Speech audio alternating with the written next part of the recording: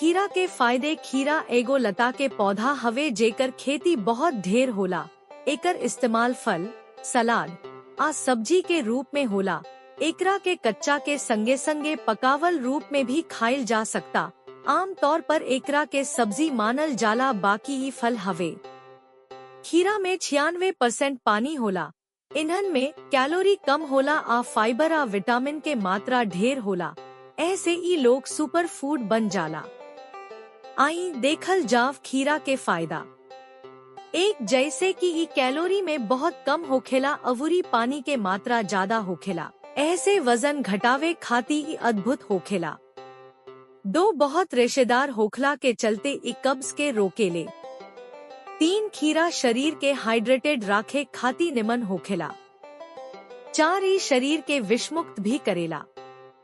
5, खीरा से blood sugar के स्तर कम हो जाला। 6, ई कोलेस्ट्रॉल के नियंत्रित करेला। 7, खीरा त्वचा खातिर बढ़िया होखेला। इ त्वचा के हाइड्रेटेड अवुरी नम राखेले। 8, ही कैंसर के खतरा कम करेला। 9, आँख प खीरा के टुकड़ा लगावे से ओकरा के शांत अवुरी डिपफ हो जाला। 10, ही हमनी के पाचन तंत्र खातिर निमन होखेला। 11, खीरा भोजन के सोख लेवे में मदद करेला। 12, ही एंटी इन्फ्लेमेटरी होखेला।